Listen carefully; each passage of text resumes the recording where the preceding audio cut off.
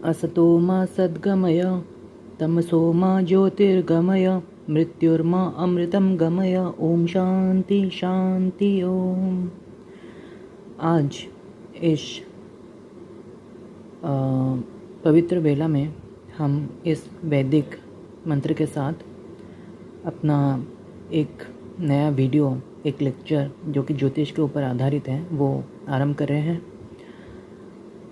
वो इसलिए क्योंकि हमारा मानना है कि एक साधक को जो साधनाएं करता है, जो पूजा करता है, उसको ज्योतिष का थोड़ा बहुत नॉलेज तो होना ही चाहिए। इसलिए हमने हमारे इस चैनल में आज से ज्योतिष रिलेटेड कुछ ज्ञान भी हम चैनल में देते जाएंगे, जो जितना जैसे जैसे ज़रूरी होगा वैसे वैसे हम ज्ञान जो है वो देते जाएंगे। क्योंकि हमारा चैनल जो है साधनाओं से रिलेटेड है, हमारा मेन फोकस यही रहेगा कि साधनाओं से रिलेटेड जो भी ज्ञान ज्योतिष से रिलेटेड है वो हम इस चैनल में हमारे साधकों के लिए प्रकाशित करें, उनको दें। ये जो ज्योतिष है ये हमारे पूर्वज जो महर्षि थे, ऋषि मुनि ज्ञानी थे, उनके दिए हुआ एक बहुत ही अमूल्य ज्ञान है। इसके बहुत सारे विभाग हैं, जैसे कि कुंडली बनाना और भाग्यादेश करना। वेदों में भी कहा गया है कि ज्योतिर्वेद चक्षुषः, अर्थात ज्योतिष वो विद्या है जो अंधकार में देखने की शक्ति देता है। कौन से अंधकार में? जो भविष्य के अंधकार में देखने की शक्ति देता है वो ज्योतिष है। और ये जो ग्रह नक्षत्र हैं हमारे जीवन में बहुत ही अलग तरीके से इफ़ेक्ट डालते हैं। इसीलिए एक साधक को भी ज्योतिष का ज्ञान थोड़ा बहुत होना चाहिए। हमने कई सारे लोगों को जो साधनाएं करवाई, उनमें से बहुत सारे साधना ऐसे थे कि जो कि सोमवार को किया जाए। जैसे भगवान शिव की साधना हुआ तो सोमवार को कर लो, भगवान भैरव की साधना हुआ तो रविवार को कर लो या फिर शनिवार को कर लो, और या फिर दूसरे जितने भी अप्सरा रिलेटेड जितनी भी साधना हुई, इस्लामिक साधना हुई, वो शुक्रवार को कर लो, या फिर नौ चांदे जो जुमेरात हैं उसमें कर लो। इस प्रकार से करने से कई बार हमने पाया कि साधकों को उनका मनोवांछित फल नहीं मिल पा रहा है। और हमने अपने अनुभव से जाना है कि ऐसे साधनाओं में जो विशेष हैं, जो व्यक्ति विशेष के लिए किए जाते हैं, उनमें शुभ मुहूर्त का जानना बहुत ही ज़रूरी है। क्या अगर 100 लोग एक दिन में या फिर एक समय में साधना कर रहे हैं, क्या वो समय सभी के लिए शुभ फलदायी हो सकती है? मुझे नहीं लगता, क्योंकि जैसे जैसे मुझे ज्योतिष का ज्ञान है, मैं कह सकता हूँ कि एक समय हर किसी के लिए शुभ फलदायी नहीं हो सकता। तो ऐसा कैसे हो सकता है कि बहुत सारे लोग अगर सोमवार को एक ही साधना कर रहे हैं तो वो साधना उनके लिए शुभ फलदायी हो? इसलिए हर किसी के लिए शुभ मुहूर्त का जानना बहुत ज़रूरी है। हो सकता है कि आपके लिए जो शुभ मुहूर्त हो वो मेरे लिए शुभ मुहूर्त ना हो। इसलिए आज से जो ज्योतिष रिलेटेड ज्ञान हम अपने चैनल में देंगे वो साधनाओं से रिलेटेड होगा। अलग अलग ग्रहों को शांत करने के विधाएं जो होगा वो होगा। और बाद में हम प्रश्न पत्र और जो है वो कैसे जांचा जाता है, कुंडली विश्लेषण और ग्रहों का जो प्रभाव हमारे जीवन में कैसे पड़ता है, वो उस सब के बारे में भी विश्लेषण करेंगे। ज्योतिष एक ऐसी विद्या है जिसमें आप जितना अधिक अच्छे से उसको स्टडी करेंगे उतना ही अच्छे से आप फलादेश कर पाएंगे। आप उतनी अच्छे तरीके से भविष्य के अंधकार में देख पाएंगे। जो बेसिक, अभी तो हम बेसिक नॉलेज ही देंगे। जो बेसिक नॉलेज है उसमें है ग्रहों का ज्ञान, दूसरा है राशि, तीसरा है नक्षत्र। और इन्हीं के ऊपर बेस्ड है जो शुभ मुहूर्त निकालना भी इन्हीं के ऊपर ही बेस्ड है। हमारे जो ग्रह हैं वो 9 हैं। सूर्य, चंद्र, मंगल, बुध, गुरु, शुक्र, शनि, राहु, केतु। पर विज्ञान हमें बताता है कि यूरेनस, नेपच्यून, प्लूटो भी ग्रह हैं। और आजकल कुछ ज्योतिष भी यूरेनस, नेपच्यून, प्लूटो को लेकर फलादेश कर रहे हैं, पर वैदिक ज्योतिष इनको ग्रह नहीं मानता। ये डिपेंड उस पर करता है कि आप ग्रह किसको मान रहे हैं। अगर सूर्य के चारों तरफ घूमने वाली खगोलीय पिंड को आप ग्रह कह रहे हैं तो सूर्य ग्रह नहीं है, चंद्र ग्रह नहीं है, राहु केतु उनका कोई अस्तित्व आज तक नहीं मिला। लेकिन हमारे पूर्वज जो ऋषि मुनि हैं, ज्ञानी हैं, संत हैं, महात्मा हैं, उन्होंने एक ऐसी अवस्था को निरूपित किया है जो कि पृथ्वी पे रहने वाले लोगों के ऊपर विशेष प्रभाव डालती है। उनको ग्रह कहा गया है। अगर ऐसे खगोलीय पिंड जो मनुष्यों के ऊपर, पृथ्वी के ऊपर विशेष प्रभाव डालते हैं, उनको ग्रह कहा जाएगा। तो उस हिसाब से सूर्य ग्रह हो जाएगा, चंद्रमा भी ग्रह हो जाएगा, राहु केतु भी ग्रह हो जाएगा। तो हमारे 7 ग्रह हैं और 2 छाया ग्रह हैं, सूर्य, चंद्र, मंगल, बुध, गुरु, शुक्र, शनि। ये ग्रह हैं जिनका अस्तित्व हमें देखने को मिलता है, लेकिन राहु केतु इनका कोई अस्तित्व नहीं है। ये छाया ग्रह बताया गया है। एक ऐसी परिस्थिति, एक ऐसी अवस्था का मूल्यांकन किया गया है कि जिससे हमारे जीवन पर एक विशेष प्रभाव पड़ता है। तो उनको भी ग्रहों की संज्ञा दिया गया है। हमारे पुराणों में भी राहु केतु का वर्णन है, इसलिए राहु केतु को भी ग्रहों की संज्ञा दिया गया है। पृथ्वी एक ग्रह है, लेकिन क्योंकि पृथ्वी के ऊपर रहने वाले लोगों के ऊपर प्रभाव को गणना किया जा रहा है, या फिर पृथ्वी के ऊपर क्या प्रभाव होगा, मनुष्यों के ऊपर क्या प्रभाव होगा, उसके ऊपर गणना किया जा रहा है, इसलिए पृथ्वी को ग्रह नहीं माना जा रहा है। और ये हो गए 9 ग्रह। अगर ये एक ग्रह है और ये उसके ऊपर रहने वाले लोग हैं, तो पृथ्वी हर एक इंसान को अपने केंद्र की तरफ खींचती है गुरुत्वाकर्षण बल से। ये जो गोला मैंने बनाया है वो बहुत छोटा है, इसलिए इस इंसान के लिए ये एक गोल की तरह दिखाई देता होगा। लेकिन अगर ये पृथ्वी बहुत बड़ा हो जाए, एक बड़े से गोले का एक छोटा सा हिस्सा हो, तो फिर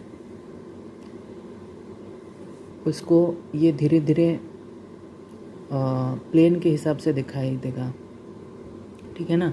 क्योंकि मनुष्य के आकार के तुलना में पृथ्वी का आकार बहुत बड़ा है, इसीलिए हमें पृथ्वी एक प्लेन की तरह दिखाई देता है, पर असल में वो गोल है। ये मैंने एक आकाशीय परिधि बनाई है, और ये सूर्य है, ये बुध है, शुक्र है, पृथ्वी है, मंगल, बृहस्पति, शनि, Uranus, Neptune, Pluto. Uranus, Neptune, Pluto को हम वैदिक ज्योतिष में ग्रहों की संख्या नहीं देते हैं, इनको हटा लेंगे, ठीक है। तो शनि से लेकर हमारा शनि है, राहु केतु 2 एक्स्ट्रा प्लैनेट्स हैं, सूर्य चंद्र एक्स्ट्रा प्लैनेट्स हैं। अगर हम पृथ्वी को हटा लेंगे, अगर हम सूर्य, चंद्र, राहु केतु 4 ग्रह हैं, अगर ऐड करते हैं तो वो वैदिक ज्योतिष बनता है। लेकिन अगर हम पृथ्वी के साथ यूरेनस, नेपच्यून, प्लूटो को ले लेते हैं तो ये खगोलीय पिंड हैं जो साइंस के हिसाब से इनको ग्रह माना जाता है।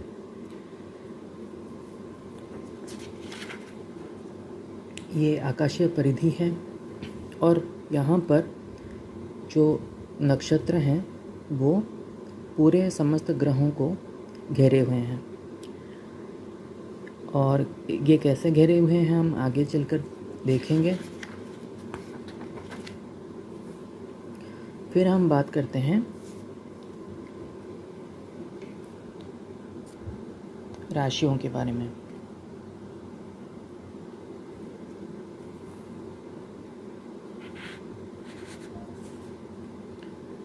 राशियों की संख्या 12 है।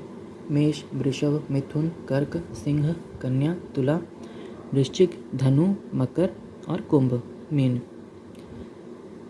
अगर आप ज्योतिष को अच्छे से जानना चाहते हैं, इनके साइड में मैंने नंबरिंग कर रखा है। इन नंबर्स को भी आपको याद रखना होगा।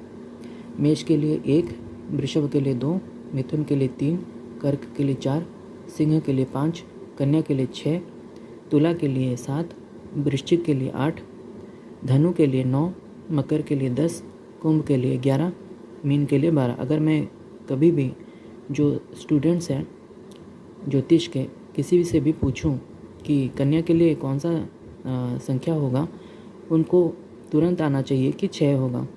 ठीक है, ये नंबरिंग बहुत ज़रूरी है। उसके साइड पे मैंने उनके इंग्लिश नाम लिख रखे हैं। मेष के लिए एरीज, उसका अधिपति जो ग्रह है वो है मंगल। वृषभ के लिए टॉरस, उसके अधिपति हैं शुक्र। मिथुन के लिए जेमिनी, उसके अधिपति हैं बुध। कर्क के लिए कैंसर, उसके अधिपति हैं चंद्र या फिर मून। सिंह के लिए लियो, उसके अधिपति हैं सूर्य। कन्या के लिए वर्गो, उसका अधिपति है बुध। तुला के लिए लिब्रा, उसका इंग्लिश नेम है और उसका अधिपति है शुक्र। वृश्चिक के लिए स्कॉर्पियो है उसका नाम और उसका अधिपति है मंगल। धनु के लिए सैजिटेरस, जिसका अधिपति है बृहस्पति। धनु के लिए सैजिटेरस, उसका अधिपति है बृहस्पति। मकर के लिए कैप्रिकॉन, उसका अधिपति है शनि। कुंभ के लिए एक्वेरियस, अधिपति है शनि। मीन के लिए पाइसेस, उसका अधिपति है बृहस्पति। तो देखा जाए तो कुछ ग्रह ऐसे हैं जो एक से ज़्यादा राशियों में देखने को मिलते हैं। 9 ग्रह हैं और राशियों की संख्या 12 है। इसलिए कुछ राशियों में कुछ ग्रह एक से ज़्यादा राशियों को भी के अधिपति भी होते हैं। ग्रहों की संख्या 9 है और राशियों की संख्या 12 है। इसलिए ये समझ में आ ही जाता होगा कि कुछ ऐसे ग्रह हैं जो कि एक से ज़्यादा राशियों के अधिपति हैं। जैसे शनि है, वो मकर और कुंभ दोनों के अधिपति हैं। और बृहस्पति जो हैं वो मीन और जो धनु है दोनों के अधिपति हैं। शुक्र जो हैं वो तुला और वृषभ दोनों के अधिपति हैं। और जब आप ज्योतिष सीखेंगे तो आपको ये सारी चीज़ें याद रहनी चाहिए बहुत अच्छे तरीके से, क्योंकि अगर ये सब बेसिक नॉलेज आपको पता नहीं होगा तो आप कभी भी अच्छे से ज्योतिष को सीख नहीं पाएंगे। देखिए, मैंने अगर पृथ्वी यहाँ पर कहीं पर है तो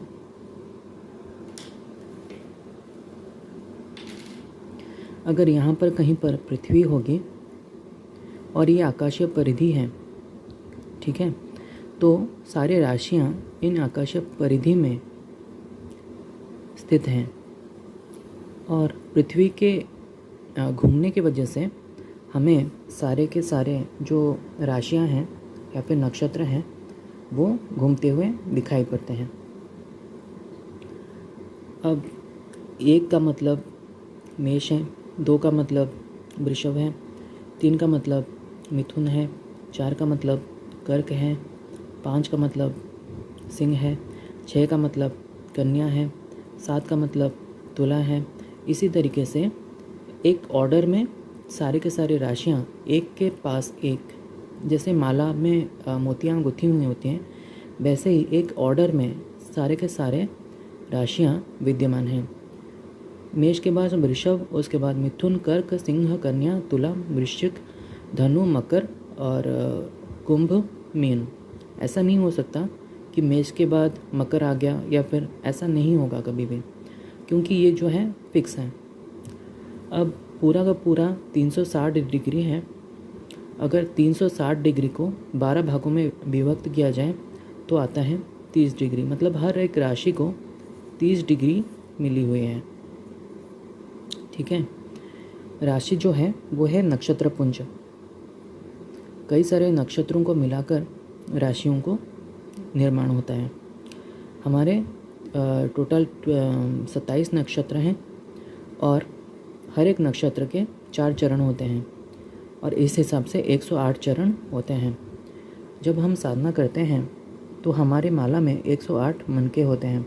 वो इसलिए होते हैं ताकि हर एक लोग तो अलग अलग तरीके से इसको एक्सप्लेन करते हैं। एक ज्योतिष के हिसाब से हर एक मंत्र एक एक नक्षत्र के ऊपर पढ़ा जाता है, जिससे कि उसका जो हर एक मन का होता है वो एक एक नक्षत्र का प्रतीक है। और इस कारण से जब 108 बार एक मंत्र का हो जाता है तो उसको एक माला या फिर एक पूरा चक्र माना जाता है और इसको कंप्लीट माना जाता है, ताकि हर एक नक्षत्र की थोड़ी थोड़ी कृपा हमें मिल सके। कुछ लोगों का मानना है कि क्योंकि हमारे शरीर में 108 चक्र होते हैं, प्रमुख तो 7 चक्र होते हैं लेकिन 108 चक्र भी माना जाता है, तो इस हिसाब से पूरे सारे चक्रों में ध्वनि का कंपन हो, इसीलिए 108 माला 108 बार 108 माला या फिर 108 को इतना महत्व दिया गया है। एक माला में भी 108 मनके होते हैं। बहुत सारी साधना में 108 बार जप या फिर 108 माला का विधान होता है। ठीक है, ये हो गया। मैंने भी यहाँ पर आपको दिखाने की कोशिश की थी कि अगर यहाँ पर मेष है, वृष है, उसके बाद मिथुन है, इसी प्रकार से क्रमानुसार सारे के सारे राशियाँ विद्यमान होंगी और हर एक राशि को 30 डिग्री का जो है कोण मिला हुआ है।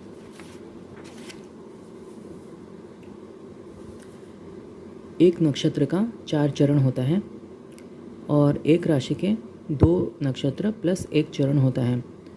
अगर एक नक्षत्र के 4 चरण हुए तो 2 नक्षत्र के 8 चरण प्लस 1 चरण, ये हुआ 9 चरण। मतलब एक राशि के 9 चरण हैं, एक नक्षत्र के 4 चरण हैं, एक राशि के 9 चरण हैं।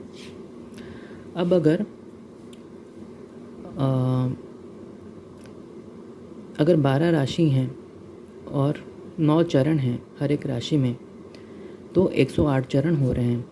इस हिसाब से भी 108 का महत्व बहुत ज़्यादा बढ़ जाता है। या फिर अगर 27 नक्षत्र के हर एक नक्षत्र के 4 चरण हुए तो 27 × 4 हो गया 108 चरण, और 108 चरण में ये 12 के 12 राशियाँ विद्यमान आ जाएंगे। अब 27 नक्षत्र के हर एक नक्षत्र के 4-4 चरण हुए तो टोटल 108 चरण हुए। अब 108 चरण में हमें एक राशि में 9 चरण हैं, तो इस हिसाब से देखा जाए तो कितनी राशियाँ होंगी? 9 चरण का एक राशि, तो 108 चरण का कितनी राशि होंगी? डिवाइडेड बाय 9 करेंगे तो 12 राशियाँ बनती हैं। इस हिसाब से भी आप देख सकते हैं। इस वीडियो में इतना ही। इसके बाद हम नक्षत्र कैसे बनते हैं, इसके बाद हम देखेंगे कि नक्षत्र किस तरीके से राशियों का निर्माण करते हैं और किस प्रकार से ये हमारे लिए चारों तरफ विद्यमान होते हैं, या फिर किस तरीके से ये हमारे लिए काम करते हैं, उसके बारे में देखेंगे।